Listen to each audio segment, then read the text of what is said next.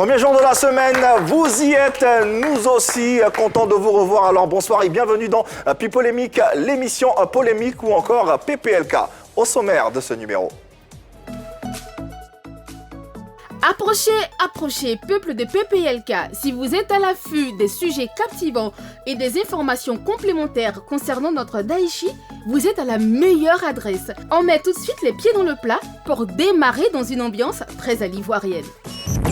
Toujours dans l'élan des hommages et de la commémoration du premier anniversaire de la disparition du Daichi, témoignages, anecdotes, souvenirs sont au programme aujourd'hui dans Pipolémique.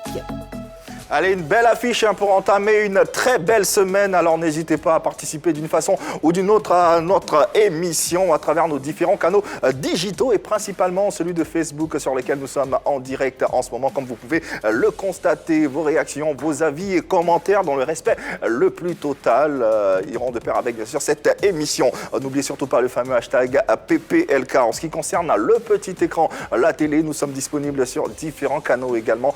203, ça concerne le bouquet Canal+, 740 Star Times, ainsi que le numéro 3 de la TNT. Et puis, bien sûr, pour ce numéro de PPLK, sont et seront avec nous Annie France, Eunice Dago, ainsi que Hervé Souoni. Bonsoir la famille. Bonsoir Yves. Bonsoir la team de rêve. Comment allez-vous? Ça va bien, merci. Et toi? Le week-end, il a été bien reposé, bien rechargé les batteries.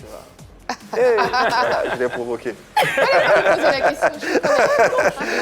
Allez, on démarre comme d'ordinaire avec les mesures barrières et préventives concernant la Covid-19 qui malheureusement continue de sévir, n'est-ce pas? Évidemment Yves, comme on le dit toujours, on ne le dira jamais assez, il faut vous laver la main avec de l'eau et du savon ou utiliser un gel hydroalcoolique qui ne coûte pas très cher, et ça ne prend pas beaucoup de temps en tout cas Eunice. Justement, et si vous avez envie de tousser ou d'éternuer, il faut le faire dans le pli du coude ou bien dans un mouchoir à usage unique que vous jetez directement dans une poubelle. N'est-ce pas Hervé? Effectivement, et surtout, utilisez les masques et les cache-nez et gardez le mètre de distanciation entre vous et vos proches, c'est important. Enfin, Infoline, vous pourrez prendre votre téléphone et taper le numéro 119 tout simplement. Allez, une semaine qui démarre toujours en prélude à cette commémoration du premier anniversaire d'Arafat DJ. Pas mal de remous autour de l'organisation de ces obsèques. Alors, nous posons le dossier sur la table avec vous, bien sûr, et nous nous posons les questions idoines qui, espèrent, aideront au bon déroulement de cette commémoration. Et votre chaîne s'aligne donc sur cet événement qui se veut et qui se voudra capital pour vous permettre de passer une semaine avec celui qu'on appelait le roi du coupé décalé. En attendant, et comme d'ordinaire, cette séquence permet d'ouvrir le contenu de cette émission. On y est, à l'Ivoirienne. Oui, Rigobertine, dans un taxi, devait donner du sein à son bébé. Donc, elle avait son sac dans une main et son bébé dans l'autre. Donc, il fallait qu'elle libère l'autre main pour attraper le sein, pour donner le sein à son bébé. Donc, elle demande à quelqu'un qui était dans le sac, dans le taxi, elle lui dit « Monsieur, s'il vous plaît, vous pouvez tenir mon sac, je vais donner à téter à mon bébé. » Le monsieur a regardé, il dit « Non, donnez-moi plutôt l'autre. Pour pas que quelque chose disparaisse de votre sac. » Non, mais elle s'appelle Rigobertine. Comment ça? Non seulement elle s'appelle Rigobertine, elle a un bébé, elle a un sac. Ouais. C'est trop, non? Enfin... Mais le mec, il est intelligent en tout cas. Et en plus, il a raison. Au moins, l'autre, rien ne peut disparaître. Et pourtant, C'est ça. le sac... No comment. Deuxième tableau, discussion WhatsApp. Il lui envoie un message. Entre toi et moi, c'est fini. Et puis, efface mon numéro de ton téléphone. Elle lui a répondu. C'est qui, s'il vous plaît? Et... Lourde. Oh. Merci, Yves. Merci, Hervé Souoni. Et on rappelle que vous pouvez participer à nos différents débats, différents échanges en envoyant votre numéro de téléphone à WhatsApp sur le profil Facebook de la 3. Et puis suivre également cette émission en téléchargeant l'application RTI Mobile qui est disponible sur Play Store et App Store. Allez, toujours dans l'optique des différentes célébrations, votre émission, ce numéro de PPLK s'inscrit dans cet élan en anticipant sur la célébration de l'an 1 du décès d'Arafat DJ qui aura lieu dans seulement quelques jours. Nous en parlons après le serveur suivant. Les Ivoiriens, dans leur grande majorité, et les Chinois en particulier, auront encore une fois une pensée pour Wang Ange Didier, dit Didier Arafat, brutalement arraché à leur affection dans la nuit du 11 au 12 août 2019. Pour la commémoration du premier anniversaire du décès du Daïchikan, les membres de sa famille, ses fans et ses ex-collaborateurs se mobilisent pour lui rendre un hommage mérité. en prière et en musique du 10 au 12 août 2020. Mais avant, des incompréhensions sont nées entre certaines entités proches de DJ Arafat. Pour faire le tour de cette épineuse question, Pic Polémique ouvre le débat. Commémoration de DJ Arafat, on rappelle que si vous n'avez pas la possibilité de nous suivre en direct, ne paniquez surtout pas. Les différents replays sur la page YouTube vous permettront de vous rattraper et puis de nous rejoindre, de nous suivre, de suivre l'actualité qui court en ce moment. Ce soir, sur notre plateau, le plateau de PPLK, une personne ressource pour éplucher ce dossier concernant les préparatifs du premier hommage du décès d'Arafat DJ, un analyste qui se distingue par la pertinence et la dextérité de ses propos. Professionnel de l'industrie musicale, communicant et consultant, Monsieur Delors Inabo est l'invité de PPLK. Delors Inabo, bonsoir et bienvenue sur le plateau de PPLK. On est très heureux de vous avoir ce soir en tant qu'expert pour, je l'ai dit, éplucher ce dossier concernant l'organisation qui permet de préparer la première commémoration du décès d'Arafat DJ. Alors, comment allez-vous presque un an, jour pour jour, après le décès d'Arafat DJ? Bon, personnellement, je vais bien, par la grâce de Dieu, mais après évoquer la mort d'Arafat, c'est-à-dire une douleur qui ne s'est pas suffisamment tassée dans le cœur des gens, c'est toujours aussi douloureux que la même période l'an dernier. Voilà, c'est de tristes souvenirs, de tristes regrets pour un illustre disparu, un fils du pays qu'on a aimé. Mais bon, au-delà de cela, il faut s'y faire. Nous sommes donc à la veille de cette commémoration dont on parle. Comment vous vivez ou comment vous appréhendez le moment? Avec, j'ai envie de dire, un esprit mitigé, parce que c'est quand même un peu triste d'observer que pour la légende qu'est Arafat, on ne sent pas bien les choses se dessiner du point de vue même, j'ai envie de dire, étatique, dans les organisations censées être officielles, émanant par exemple du ministère de la Culture. Je n'ai pas, à mon niveau, perçu d'éléments qui pourraient laisser paraître que quelque chose se prépare, voilà, d'un point de vue national pour ce jeune homme. Et puis après, avec tout ce qu'on lit ici et là sur les réseaux sociaux, les différents clashs intestins entre la famille, les amis, les proches et tout ça, bon, c'est tout un mélange qui nous laisse baba. Ouais. Raison pour laquelle nous nous posons les questions sur ce plateau et à travers ces échanges qui auront lieu en compagnie de M.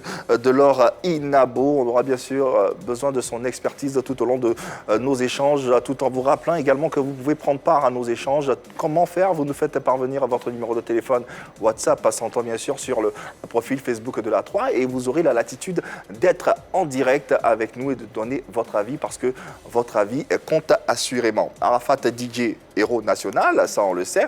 Alors avec une telle ossature et une telle dimension, j'ai envie de dire, nous sommes tentés de nous poser la question suivante, celle de savoir à qui revient réellement la légitimité d'organiser les obsèques ou la commémoration d'Arafat DJ. Ça va faire lieu de débat ici sur ce plateau et nous vous écoutons, messieurs, dames. Alors déjà, j'ai envie de dire, il était une fois une légende disparue.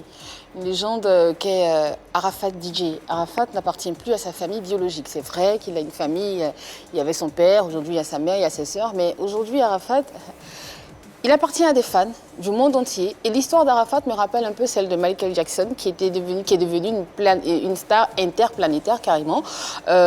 Tout le monde s'est mobilisé pour organiser ses funérailles. Le 25 juin dernier, tout le monde s'est organisé, mais dans le monde entier, au Japon, en France, partout aux États-Unis. Ils sont même allés à Gary, dans l'Indiana, dans la ville natale de Michael Jackson. Chacun a pris part, comme il pouvait, à la commémoration de cet anniversaire-là. Ils ont transformé... Il y a eu un mausolée qui a été construit sur sa tombe et il a fait lieu de pèlerinage. Et je pense que c'est ce qui devrait arriver à Arafat. Ses parents ont organisé ses funérailles. Ils se sont retrouvés entre eux, ils ont prié, en tout cas dans l'intimité familiale. Aujourd'hui, je pense qu'il faudrait qu'on laisse quand même une petite place à ses fans et à ses amis pour qu'ils puissent aussi dire un dernier mot à leur ami, à leur star, dire qu'ils l'aiment toujours et puis l'accompagner là où il est aujourd'hui. Parce que c'est bien vrai, tout le monde a envie de participer. C'est vrai que peut-être quelque part les parents auront envie de s'imposer, mais ce que j'ai envie de dire, c'est qu'il faut quand même laisser la place à ses fans parce qu'aujourd'hui, Arafat n'appartient plus à sa famille. Arafat n'appartient même plus à la Côte d'Ivoire seul. Arafat appartient au monde entier. On a vu des articles, des coupures de journaux qui annonçait le décès d'une personne comme le Daïchi Khan. Donc je pense que quelque part, sa famille, ses amis doivent participer carrément à cet événement. À entendre Annie, on a envie de croire que tout le monde peut avoir son mot à dire. Ses amis. Tout le monde a son Il a des mot à fans dans le dire. monde entier. Bien sûr, bien sûr. Déjà, Anis, ce que je voulais rectifier, c'est que les obsèques d'Arafat Didier n'ont pas été organisées par sa famille.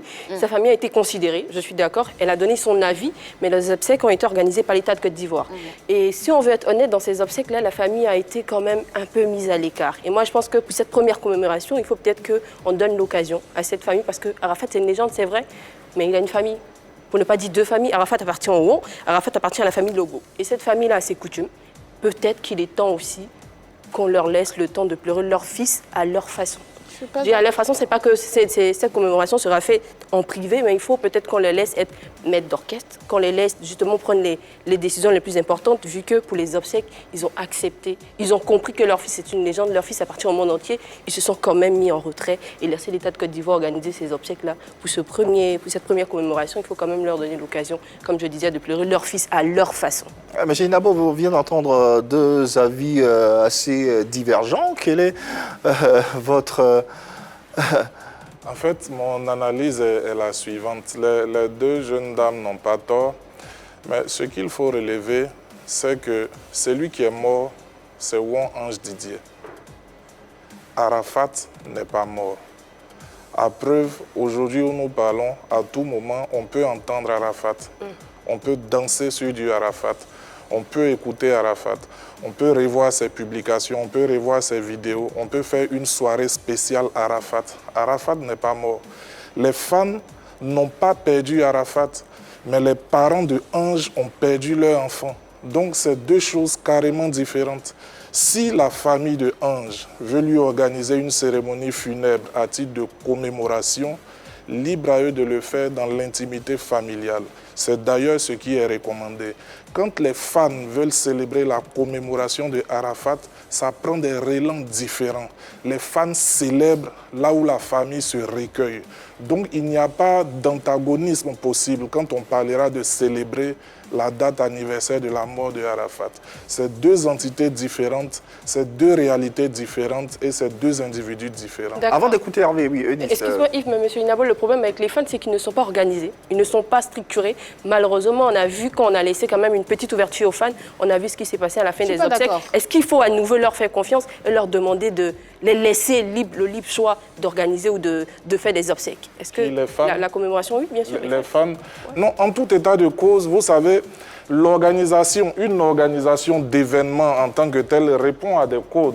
Il faut s'y connaître pour organiser un événement. Voilà, ça c'est une chose carrément à part. C'est-à-dire que si on confie l'organisation d'un tel événement, parce que pour moi c'est carrément un événement, à des gens qui ne s'y connaissent pas, c'est normal qu'on aboutisse à une fois de tout et n'importe quoi, qui ne mérite même pas l'ampleur du nom que porte Arafat. Maintenant, le truc, ce que je dis, c'est qu'il y a la commémoration de l'enfant qu'on a perdu, du fils, du frère, de l'époux, du compagnon qu'on a perdu, et il y a la commémoration de l'anniversaire du décès de la star, de la légende Arafat. C'est deux choses différentes, si bien que on ne peut pas, à la place de la famille, organiser le recueillement d'un enfant qu'on a perdu. On ne peut pas non plus avoir deux commémorations. Non, mais vu que c'est deux événements différents, c'est ce que j'essaie d'expliquer, en fait. Est-ce que vous me comprenez? Moi, je comprends très bien. Arafat, comme quand on a célébré Michael Jackson dans les mois qui ont suivi son décès, où on a même fait des concerts avec une représentation holographique de choses, c'est des gens qui voulaient continuer de vibrer aux chansons, aux musiques de leur star. C'est pas le père ou les 4 autres Jackson qui continuent de pleurer leur frère qui viendrait danser là. Je ne sais pas si vous voyez la nuance. C'est deux choses différentes. Carmen, les enfants de Arafat, la mère de Arafat. Ces gens-là, vous les imaginez en train de danser du Congo pendant une cérémonie de commémoration familiale de leur fils disparu? Non. Pourtant, personne ne se plaindrait qu'au stade Félix Houphouët-Boigny ou bien au palais de la culture, une multitude de fans viennent se retrouver pour danser le Arafat parti trop tôt. C'est de cela que je parle. Quand bien même les deux événements sont différents, mais ils sont exclusivement dédiés à l'honneur de l'artiste disparu. Hervé Souni. Alors, moi, en Arafat, je ne vois pas deux entités, mais plutôt trois entités. Alors, il y a la première entité qui est Arafat père et fils. Il y a la deuxième entité qui est Arafat l'artiste et la troisième entité qui est Arafat l'ambassadeur. Arafat père et fils, c'est donc le papa de Lachouana, de Rafna, de Maël, de Ézéchiel, voilà, et Owen. Et Arafat père et fils, quand il part, il laisse derrière lui une famille biologique qui est inconsolable. Arafat l'artiste, c'est qui? C'est commandant Zabra, c'est Daichi Khan, c'est Buri Sama, qui a su créer autour de lui une communauté qu'il a appelée la Chine. Et Arafat l'a dit, il vivait pour la Chine. Il n'a pas manqué de le dire à chaque fois qu'il avait la possibilité de le faire. Et en la Chine, il se reconnaissait et vice-versa. Après, il y a eu Arafat, l'ambassadeur, celui-là même qui hissait le drapeau de la Côte d'Ivoire partout où il partait. C'était l'ambassadeur de la culture ivoirienne. Et donc, quand on parle d'ambassadeur de la culture ivoirienne, ambassadeur de la Côte d'Ivoire, il y a derrière ça l'État, le gouvernement. C'est pour cela qu'on a vu le gouvernement s'impliquer dans les obsèques d'Arafat. Alors, c'est ces trois entités-là qui doivent être impliquées pendant la commémoration d'Arafat. On ne peut pas dissocier, on ne peut pas demander à la famille de pleurer Arafat pendant que les artistes seront en train de danser sous Arafat. Et quand j'ai entendu tout à l'heure que Arafat n'est pas mort et que les fans ne peuvent pas réellement pleurer Arafat. Ils ont perdu quelque chose. Ils ont perdu cette proximité-là. Arafat, c'est celui qui faisait des vidéos tous les jours, qui parlait à ses fans. Certes, on va écouter les chansons d'Arafat, mais aujourd'hui, moi, j'ai entendu quelqu'un dans la rue qui me dit « Ah, PPLK, j'imagine Arafat à PPLK ». Il y a quelque chose qui part, il y a quelque chose qu'on n'a plus. Il y a quelque chose qu'on n'a plus. Et cette chose-là, ils ont besoin de l'avoir. Donc, ces trois entités, que ce soit la famille, que ce soit les fans, que ce soit même l'État de Côte d'Ivoire, toutes ces trois entités doivent travailler ensemble pour pouvoir organiser un seul événement qu'on va suivre tous. Moi, je pense. Bon, réaction. De toute évidence, je pense que son propos est tellement clair que imputer aux gens la responsabilité, l'obligation d'organiser un seul événement, enfin, je ne vois pas la pertinence de l'unification dans la commémoration. C'est ce que je disais. C'est ça qui me peine un peu. En fait, ce n'est pas des choses à canaliser. Personne n'a lancé d'appel pour que les gens aillent devant la clinique où la dépouille de l'artiste a été internée après l'accident. Personne. Personne n'a donné de mot d'ordre pour que les gens pleurent. Les gens vivent le deuil comme ils le ressentent. Il y a la famille des fans, les Chinois, et il y a la famille biologique. Mieux, vous savez, ce n'est pas la première célébrité à décéder. Dans les autres pays, les membres de la famille évitent même les photographes, à plus forte raison caméras et chaînes de télé. Non, c'est un recueillement dans la stricte intimité. Vous comprenez? Mais les fans, c'est leur Arafat qui leur manque, c'est lui qu'ils veulent célébrer. Vous comprenez? Pendant la célébration, on peut pleurer, on peut danser, on peut rire, on peut être sobre, on peut se battre, mais c'est la célébration. C'est différent du recueillement familial. Maintenant, après, il serait dommage qu'on impose que tout ça soit regroupé dans un seul et même événement, en fait. Alors, une chose est sûre, c'est que les membres de la famille sont à couteau tiré concernant cette organisation. Alors, qu'est-ce qui divise autant les proches, les membres de la famille, les amis, les ex-collaborateurs, les Chinois? Est-ce que c'est l'argent? Est-ce que ce sont les honneurs? Est-ce que c'est l'orgueil? Nous sommes tentés de nous poser la question. Moi, je pense que c'est plutôt ces mécontentements-là ou cette discorde-là, c'est plutôt une question d'orgueil. Parce qu'on a vu sur le plateau de PPLK des proches d'Arafat, des amis, sa famille qui se sont succédés sur ce plateau. Et à chaque moment, ce que chacun essayait de faire ressortir, c'est de montrer à tout le monde qu'il était plus proche d'Arafat que X ou que Y. On a l'impression finalement que chacun a envie de montrer que pour cette légende-là, j'ai fait quelque chose. Pas forcément parce qu'ils avaient un amour fou pour lui, mais parce qu'on a envie de dire j'ai participé aux obsèques ou c'est moi qui ai organisé. Sinon, je ne comprendrais pas pourquoi, pour organiser des obsèques, on fait des histoires ou pour organiser une commémoration, on se fait des palabres. Pour moi, la seule raison, l'explication logique en tout cas, c'est que chacun a envie de dire oui, c'est moi qui ai organisé, oui, c'est moi qui ai fait ça, oui, j'étais plus proche de lui, tout simplement. Avant de prendre un autre avis, permettez-moi de répondre à un appel, celui de Daouda Akone, qui souhaiterait également donner son avis sur nos échanges. Bonsoir Daouda et bienvenue chez toi. Bonjour la team PPLK, je suis M. Kone Daouda. Concernant l'organisation de l'an 1 du décès de Didier Arafat, c'est une affaire nationale parce que Didier Arafat, c'est l'artiste de toute la Côte d'Ivoire, donc ça doit être organisé sur le plan national, ça ne doit pas être accaparé par la famille. Parce que là, il s'agit de Didier Arafat. Voilà, c'est vrai, c'est leur fils, mais quand on dit Didier Arafat, c'est l'artiste international. Moi, j'ai envie de dire tout simplement, avant d'être Didier Arafat, il était Ouan-Ange. Donc, il appartient à sa famille, il appartient au Ouan, il appartient à la famille Lobo. Et comme je le disais d'entrée de jeu, s'il vous plaît, donnons l'occasion à cette famille-là de pleurer son fils comme il le faut, comme ils le veulent, parce que c'est très important. C'est vrai, Arafat, tout le monde l'aime. Je pense que, je l'ai dit d'entrée de jeu, ils ont conscience que leur fils ne leur appartient pas totalement, j'ai envie de dire. Mais quand ils ont fait l'effort quand même de laisser la place à l'État pour organiser les obsèques, cette première commémoration, ayons de la pitié, j'ai envie de dire, et puis laissons ces familles-là célébrer leur fils ou bien pleurer leur fils comme ils ont envie de le faire. Un autre intervenant, me fait-on dire, il se nomme Sandé, lui également a un avis à donner, on l'écoute. Bonsoir Sandé. Salut la team Popoloco. C'est bientôt l'an 1. Et concernant la commémoration, je pense que l'organisation ne doit pas se faire uniquement qu'avec la famille de Didier Arafat.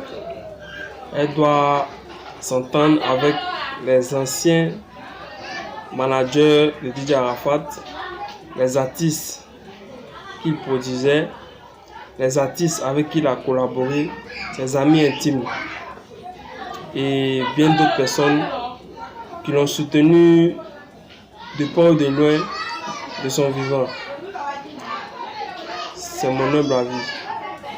Merci. Et on le respecte d'ailleurs. On entend que les avis sont vraiment partagés de part et d'autre au niveau des téléspectateurs qui nous suivent, au niveau du public. À tort ou à raison? Bon, mais ça se justifie. C'est comme ça quand on a un enfant qui appartient à tout le monde le pleure. C'est naturel. En fait, c'est ce que je dis, on n'a même pas besoin de dire à quelqu'un, toi ne fais pas, toi fais, ou bien mettez-vous ensemble. Ça n'a pas de sens à mon avis. La famille va commémorer son enfant, les fans vont commémorer leur artiste. C'est comme ça que les choses se font. Excuse-moi Annie, mais M. Inabo, on a vu des parents, des proches d'Arafat Didier qui incitaient des Chinois, donc les fans d'Arafat, à ne pas aller à d'autres événements à part ceux qu'ils organisent. En même temps, il faut bien faire la nuance avec les choses. En fait, la famille d'Arafat, ce que vous appelez famille biologique, là, en réalité, c'est sa mère Tina et quelques autres proches, mais qui sont eux aussi dans le show system. C'est aussi des célébrités. C'est la Starmania qui gouverne, tu vois. Dans la famille biologique d'Arafat, à part Tina... Mais c'est elle qu'on voit. C'est elle qu'on voit. Vous n'avez jusque-là pas vu le frère ou la sœur du regretté Ouon-Pierre parler dans les médias sociaux. Non. C'est la mère qu'on voit parce que après, elle a aussi une carrure d'artiste et de star system qui fait qu'il faut qu'elle vive, qu'elle laisse sa notoriété, voilà, demeurer à flot, etc. Maintenant, après, quand ces gens-là agissent ainsi, il ne faut pas nécessairement y voir un problème. Personne ne changera Tina. Tina, c'est Tina. Elle a toujours agi comme ça. Tina est capable de dire « Je refuse que le gouvernement ne prenne en charge les obsèques de mon fils ou bien la commémoration. » Mais ça, c'est du Tina. Ça devrait choquer personne, en fait. Mais ça n'enlève aucunement le droit aux fans de l'artiste de le célébrer à chaque fois que viendra la date anniversaire de sa mort. Est-ce que ça explique également que les membres de la famille qui sont censés organiser justement cette commémoration sont à couteau tiré aujourd'hui, quelques jours, j'ai envie de dire, de cette célébration? On a dit tout à l'heure, c'est l'État de Côte d'Ivoire qui a organisé les obsèques de Didier Arafat. Donc je me dis quelque part que sûrement il y a eu une enveloppe qui a été glissée quelque part.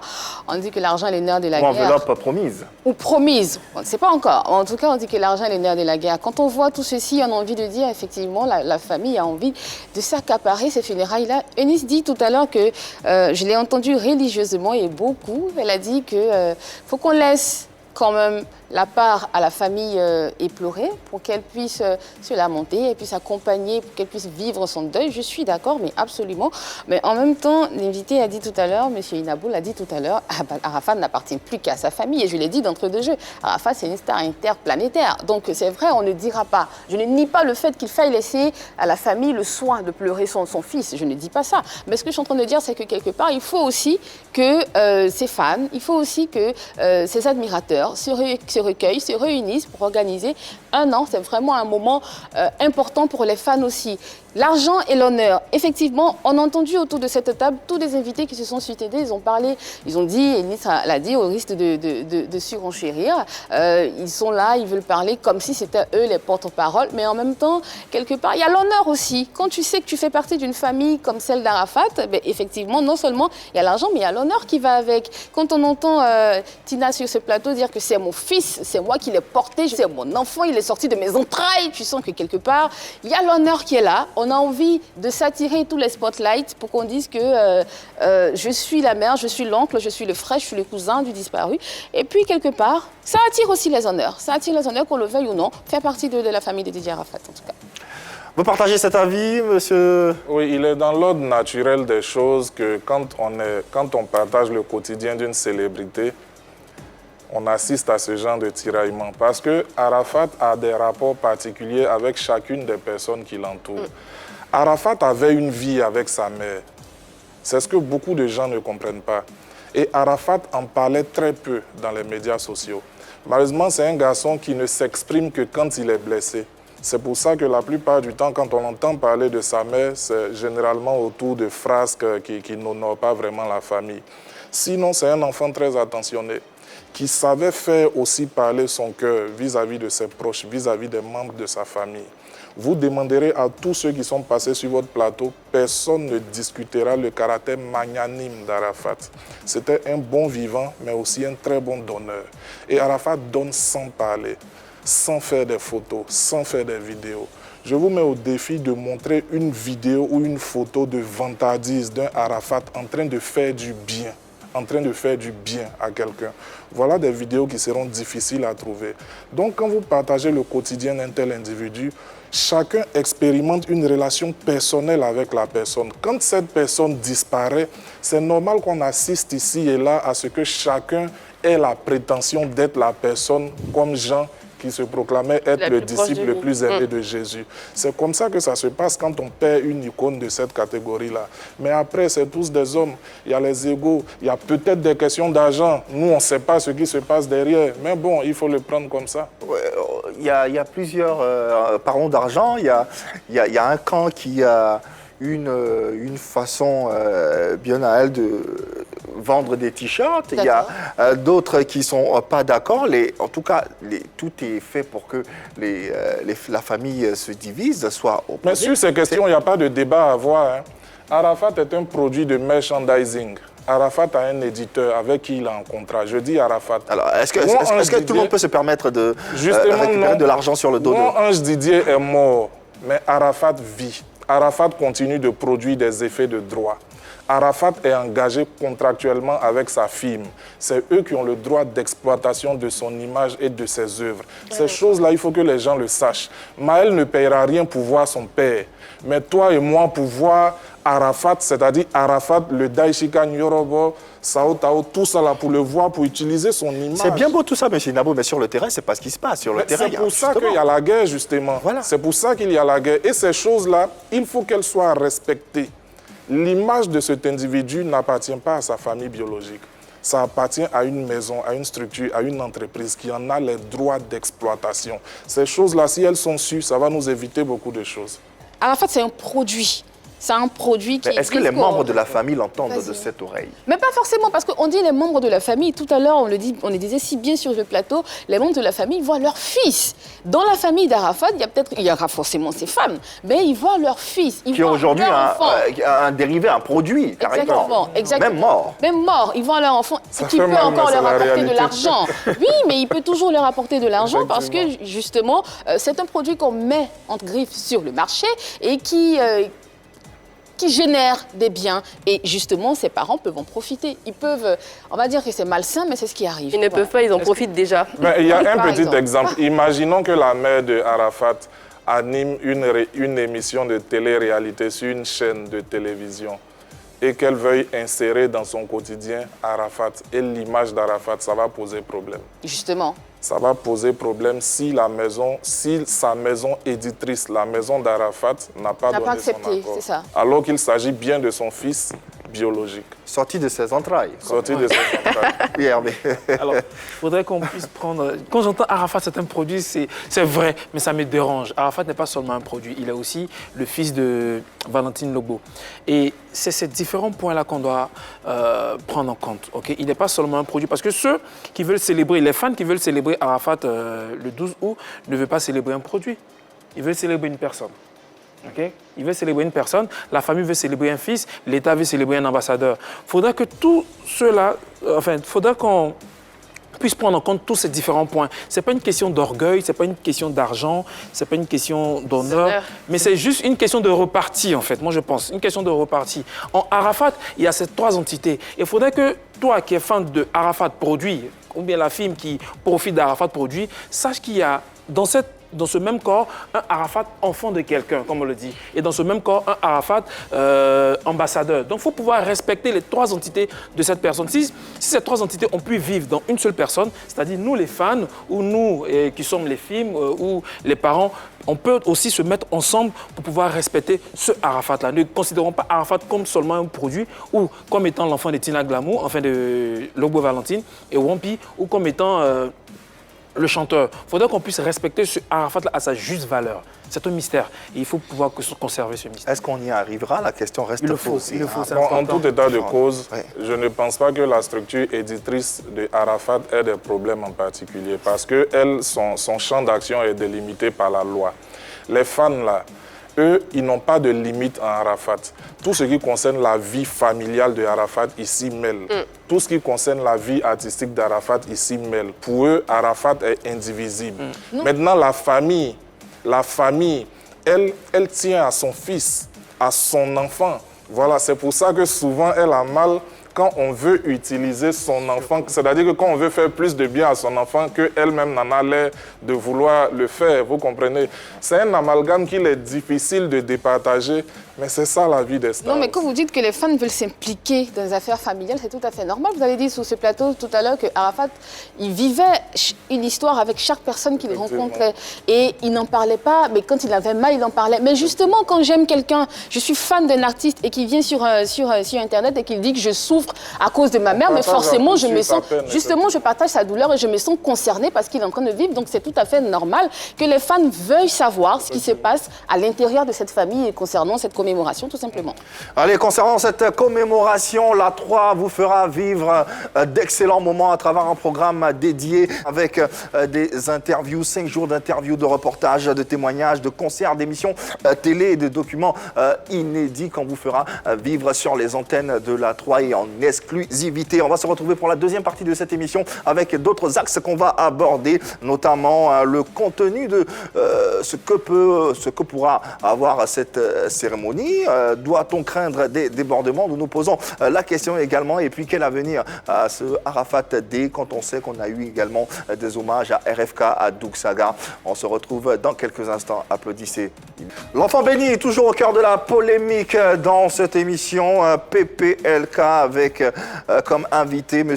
Inabo Delors. Et nous parlons des préparations de cette commémoration qui aura lieu déjà mercredi prochain dans seulement 2 jours. Et la 3 est déjà bien sûr au cœur de l'actualité avec bien sûr cette série d'interviews, de reportages et de documents inédits qu'on vous propose depuis déjà le samedi. Allez, à présent, à quoi doit-on s'attendre en termes de contenu?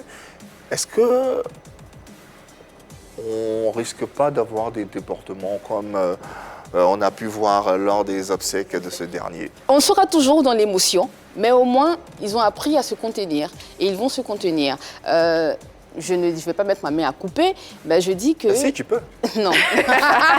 On va peut-être assister à de petites incartades comme ça, mais je pense que quelque part, ils vont quand même... Ce qu'on veut en ce moment, c'est 1 an. c'est 1 an de disparition, c'est 1 an de décès. Et je pense que ce sera 1 an de recueillement aussi de la part des fans. Parce qu'eux aussi, ils ont besoin de se recueillir. Eux aussi, ils ont besoin de dire qu'il nous manque, il leur manque. Et quel que soit ce qui s'est passé, je pense que ça, c'est du passé. On ne va pas revenir sur ça. Ils ont dit, ils ont expliqué pourquoi. Ils n'étaient pas sûrs que c'était le corps du défunt qui était... Bon, enfin, bref, on ne va pas revenir dessus. Mais aujourd'hui, c'est 1 an plus tard. Et après, ils ont mûri, j'ai envie de le dire. Et voilà, on pourra passer à autre chose. Je pense que si Annie, tu n'es pas prête à mettre ta main à couper, c'est parce que quelque part, il y a un doute. Donc pour moi, ce qu'il ne faut surtout pas faire, commémoration, ok, mais il ne faut pas justement envoyer les fans vers un recueillement. Monsieur Nabo l'a dit, peut-être que la famille, elle, pourra faire un recueillement, mais pour les fans. Ce que je propose en tout cas, ce qui serait l'idéal, c'est de peut-être faire un concert où ils auront l'occasion de danser à nouveau sur des chansons de Didier Arafat, où ils auront l'occasion de découvrir, de redécouvrir. Les fans n'ont pas besoin de se recueillir aussi? Oh, moi, je pense que ce qu'on a vécu, il faut pas.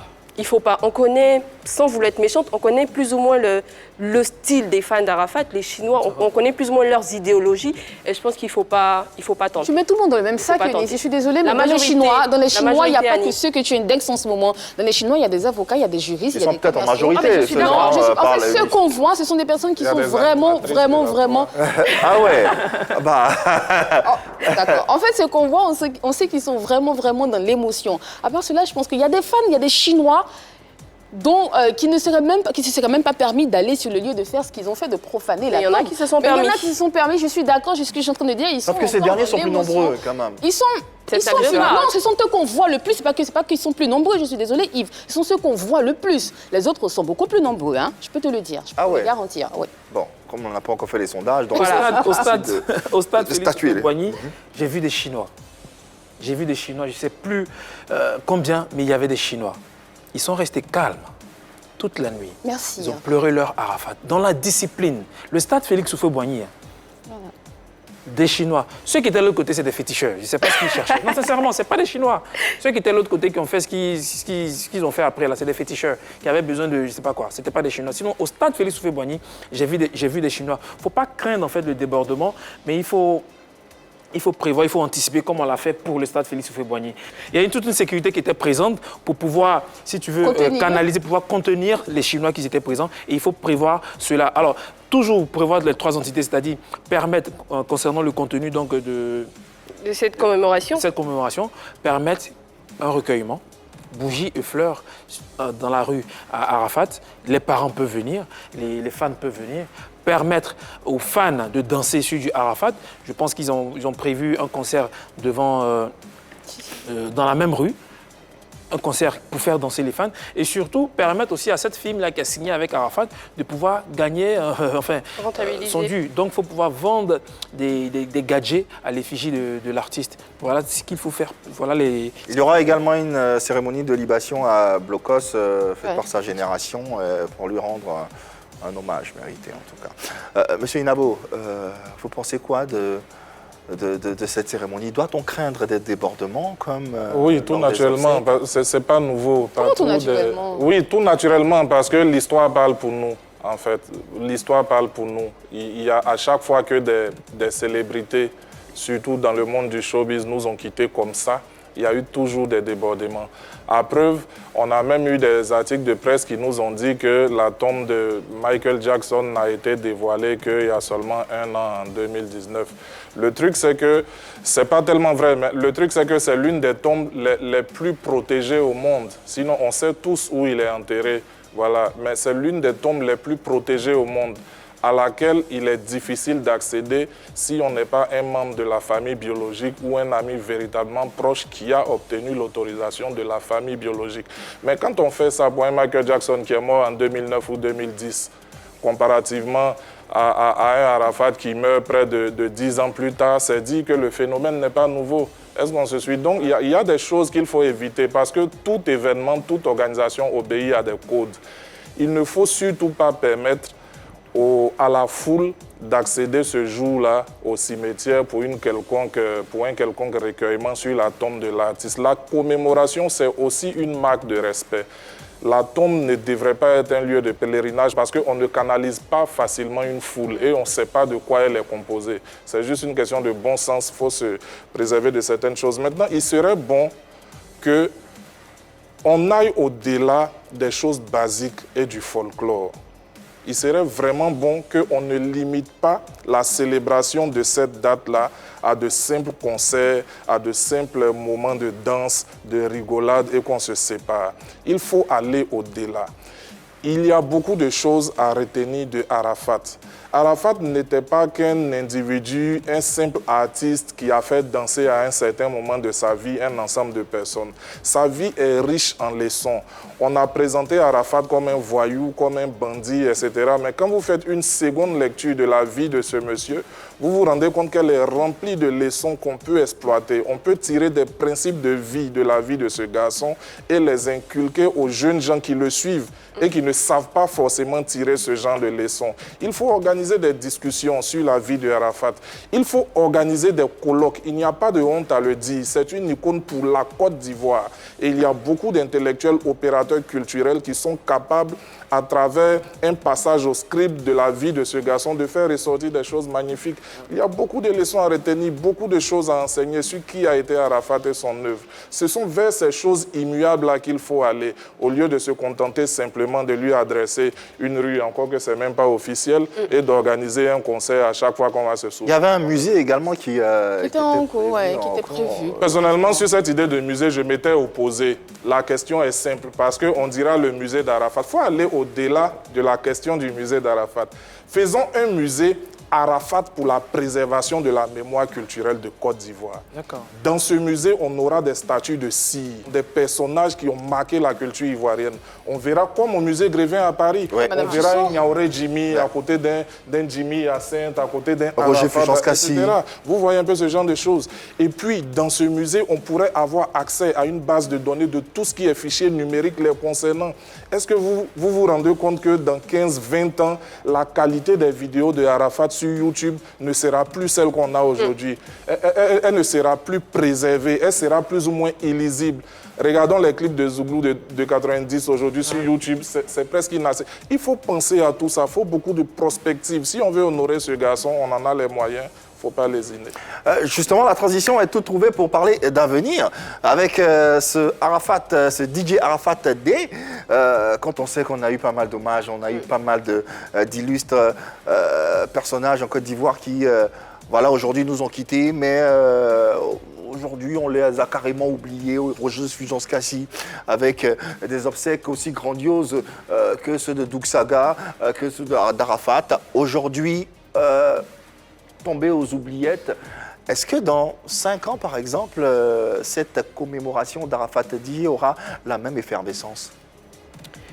Moi, la logique m'emmène à dire malheureusement, on pourrait se retrouver dans une formule dans la même formule que RFK. L'histoire. Tu vois, dans la même histoire. Et là où je rejoins M. Inabo, c'est que pour ne pas tomber dans ce même scénario-là, il faut justement pouvoir pérenniser l'image, les chansons de cette icône de la musique ivoirienne, sinon dans même 3 ans, on s'en souviendra plus. Je suis d'accord. J'ai peur de le dire, mais je suis d'accord. Parce que là où vont les choses, pour l'instant, ça fait qu'1 an, donc on est encore dans l'euphorie. J'ai envie de dire, dans quelques années, il sera presque aux oubliettes. On va juste entendre Arafat, on va entendre sa musique, ces musiques sur lesquelles on va se trémousser, mais après, on va passer à autre chose, quoi. Et justement, il faudrait penser à un après Arafat. Penser à un musée, comme ça a été développé tout à l'heure par M. Inabo. Penser à autre chose, faire peut-être... continuer d'éditer, je ne sais pas si ça se dit dans la musique aussi, d'éditer des albums du défunt pour que son art, sa musique, son travail continue d'exister, puis que justement ce soit encore pérennisé, voilà, tout simplement. Contrairement, moi j'ai foi à 10 ans d'Arafat, 20 ans d'Arafat. Pourquoi? Alors, contrairement à RFK, Marcellin Yassé, Doug Saga, RFK a impacté une génération. Marcellin Yassé aussi, Doug Saga aussi. Arafat a impacté toutes les générations en Côte d'Ivoire. Pas une génération. Des papas, des grands-pères, des tontons, des enfants. Arafat aujourd'hui, c'est un peu du Bob Marley. C'est un peu du Michael Jackson. Arafat ne nous appartient pas, pas seulement à la Côte d'Ivoire. Aujourd'hui, est-ce que vous savez que le Mali est en train d'organiser un événement pour le 12 août? En France aussi, ça se passe. En France aussi, oui. Voilà, pour dire que c'est pas pareil comme... c'est dommage, mais voilà, c'est pas pareil comme Marcellin Yassé, Doug Saga et RFK. Arafat, il a dépassé en fait ces frontières-là. Ce n'est pas une génération qui l'a impacté, il a impacté plusieurs générations, d'abord en Côte d'Ivoire, et il a impacté plusieurs nations. Et ces nations-là vont continuer plus ou moins de célébrer donc Arafat tous les 12 août. Et finalement, même si nous, on veut oublier Arafat, on sera obligé de suivre ces nations-là parce que voilà, c'est... On ne dit pas que les dates vont s'arrêter. On dit que l'engouement ne sera plus aussi pareil. Voilà, l'engouement ne sera plus aussi pareil parce qu'on aura passé 5-10 années et après on sera obligé de passer à autre chose. Mais au-delà même, il y a une méprise, hein, jeune frère. Il y a vraiment une méprise. En fait, je m'explique bien que tu n'aies pas été impacté par un garçon comme Roger Fulgence Cassi, mais si tu étais de son époque, tu n'aurais pas dit ça. En fait, on parle d'un Roger Fulgence Cassi qui était à lui seul un événement à la RTI. À lui seul. Il faisait partie d'un studio de production qu'on appelait le studio 302. 302, ouais. Et en face, vous aviez les enfants de Georges Taï Benson, Barthélemy Inabo, le NG10. Mais la vérité est que ce garçon-là, à lui seul, faisait toute l'actualité de la télé. Et tenez-vous bien, on était à une époque où on n'avait pas encore de médias sociaux. Et la première chaîne était l'unique chaîne de télévision en Côte d'Ivoire. Et elle n'émettait même pas 24 heures sur 24. Elle émettait à quelques instants de la journée. Mais malgré ça, quand il est parti, tout Abidjan jusqu'aux extrémités du pays. Moi, je me souviens bien, j'étais encore un petit garçon à l'école primaire à Bondoukou. Mais Abidjan, Bondoukou, il n'y avait pas de différence. Tout le pays était secoué. Alors, ces événements-là, projetés dans l'échelle actuelle, imaginez ce que ça aurait donné. Donc, il y a un grand risque qu'on assiste à une baisse comment vous appelez ça, de l'engouement. Le risque est réel. C'est pour ça qu'il faut faire attention et ne pas uniquement se contenter du fait qu'ici et là, on parle d'Arafat chaque 12 août. Il faut absolument que des choses plus profondes soient entreprises pour que le mythe demeure. RFK, est-ce qu'on célèbre RFK à cette date de... C'est ça qu'on craint en fait. Voilà, ça c'est même pas une baisse d'engouement, j'ai envie de dire, ça a carrément disparu. C'est ça qu'on craint. Ça a carrément disparu. Par contre, avec Bob Marley, je suppose qu'aujourd'hui, même en Côte d'Ivoire, il y a une baisse d'engouement. Avant, les gens célébraient Bob Marley en Côte d'Ivoire autrement, mais aujourd'hui, ça continue. Il y a certes une baisse d'engouement, mais ça n'a pas disparu. Et ça sera comme ça pour Arafat, je pense. Mais c'est ce qu'on est en train de dire, Hervé. On dit tous la même chose. Non, baisse d'engouement et... Non, ça ne disparaîtra pas totalement. Mais si, mais c'est à ça que ça aboutit. Je vais vous expliquer pourquoi est-ce que le cas de Bob Marley n'est pas exactement le même qu'Arafat. Bob Marley était un artiste, mais c'était un homme politique. On se comprend? En plus d'être un homme religieux, c'est Bob Marley qui fait en quelque sorte l'écho de la voix de Marcus Garvey quand ce dernier prétend qu'il est la réincarnation de Jésus-Christ. Vous comprenez? Un gars aussi respecté partout dans le monde que Bob Marley, qui se fait le porte-voix de ce combat-là, ça ne meurt pas aussi facilement dans la conscience des gens. Tant qu'il y aura des Rastas dans le monde, il y aura toujours Bob Marley, parce que Bob Marley est le pape de cette religion-là. Vous comprenez? Alors, revenons à Arafat. Moi, je vous dis, faisons attention. On a eu de grands noms dans ce pays qui ont disparu.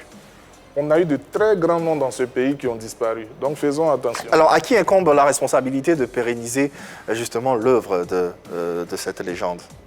C'est d'abord une responsabilité institutionnelle. Ce n'est pas sa famille biologique dans un premier temps. Parce que eux, c'est une perte éternelle pour eux. Ils s'en souviendront tous les jours. Tous les jours. Chacun de nous a perdu un proche, mais on s'en souvient tous les jours, que ce soit dans le silence ou dans le bruit. Mais il revient à l'État de Côte d'Ivoire d'apprendre à développer des process pour immortaliser les œuvres de ces géants-là. Marie-Louise Asseux avait une batterie de films jamais tournés.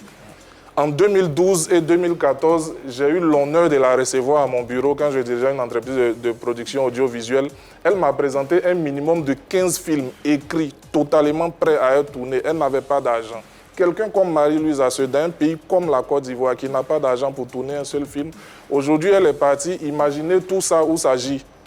Personne n'en parlera et ça restera lettre morte. C'est la même chose pour tous les autres. Est-ce que vous savez combien de génies Marcellin Yassé a fabriqué dans ce pays? Combien de génies? Quand on voit un David Taïro, on est émerveillé. On ne sait pas que derrière, il y avait un maître comme Marcellin Yassé.